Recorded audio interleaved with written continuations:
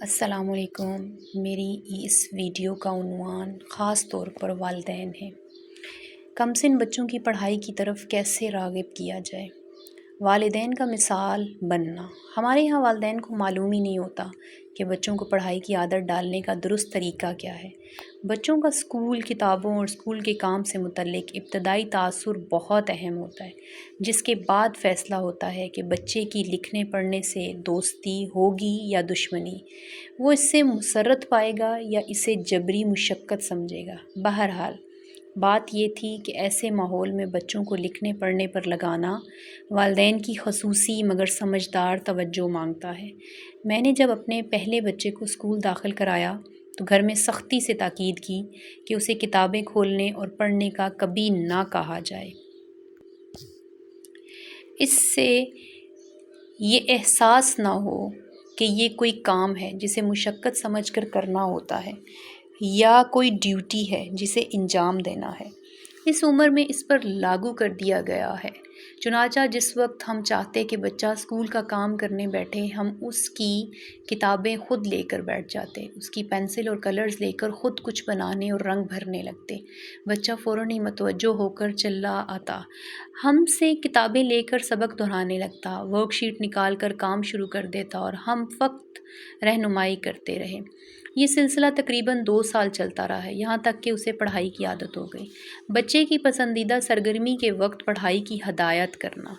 دوسری ہدایت میں نے یہ دے رکھی تھی کہ بچہ ٹی وی دیکھ رہا ہو، اپنا من پسند کوئی کھیل کھیل رہا ہو یا دوسرے بچوں کے ساتھ انجوائے کر رہا ہو، اس وقت اسے اسکول کا کام کرنے کا ہرگز نہ کہا جائے، ورنہ اسے یہ تاثر ملے گا کہ اسکول کا کام لطف اندوزی کے مقابل کوئی ناگوار کام ہے۔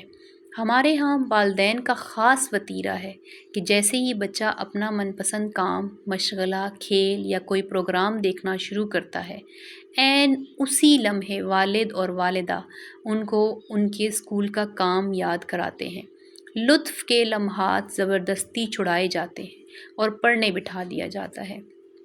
اس وقت بچے کو کتابیں زہر لگتی ہیں، رقیب محسوس ہوتی ہیں۔ ہم اسے اپنی کامیابی سمجھتے ہیں کہ بچے کو پڑھنے بٹھا دیا اور بچہ کتاب سے مستقل دشمنی پال لیتا ہے۔ والدین اگر بچے کی ابتدائی اسکول کی عمر میں یہ نامناسب حرکتیں نہ کریں تو کتاب اور اسکول کے کام سے بچے دوستی ہو سکتی ہے، جو اگلے مراحل میں کہ جب پڑھائی مشکل ہو جاتی ہے اور تقریباً ہر بچے کی پڑھائی میں دلچسپی میں کمی آنے لگتی ہے تو بھی اس سے وحشت پیدا نہیں ہوتی۔ کتاب اور کام سے لطف کا پہلا تاثر کبھی ختم نہیں ہوتا، اپنا کام کرتا رہتا ہے۔ سہولتوں کی فراہمی۔ گھر میں اگر کتابیں موجود ہوں، گھر والوں کے زیر مطالعہ آتی ہوں تو یہی محرک کافی ہوتا ہے۔ بچوں کو پڑھائی پر لگانے کے لیے والد صاحب اگر کاروبار یا ملازمت کے مسائل کے علاوہ کوئی بات کرنے کے قابل نہ ہوں اور والدہ دن بھر کی روٹین کے تذکرے کے علاوہ کوئی علم اور عقل کی بات کرنے کے لائق نہ ہوں تو بچوں کو ہر طرح کی سہولتیں فراہم کرنے سے بھی وہ پڑھائی کی طرف مائل نہیں ہو جایا کرتے، بلکہ زیادہ سہولیات بچوں کو پڑھائی سے دور کرنے کا سبب بنتی ہیں۔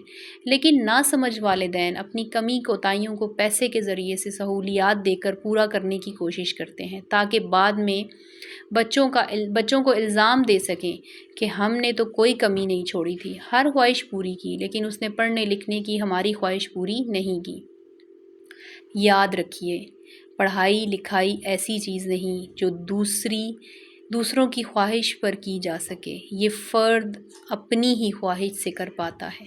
والدین کی تربیت۔ حقیقت یہ ہے کہ بچوں سے پہلے والدین کی تربیت ضروری ہے، ورنہ ہمارے نا تربیت یافتہ والدین کی اکثریت کی وجہ سے اسی قسم کے افراد اس سماج میں سامنے آتے رہیں گے، جیسا کہ آج ہمارے درمیان موجود ہیں، جن کا تعلیم سے جبری تعلق ہے، کتاب سے دوستی نہیں، اور یوں سطحی ذہانتیں ہمارے سماج میں پھیلتی چلی جا رہی ہیں۔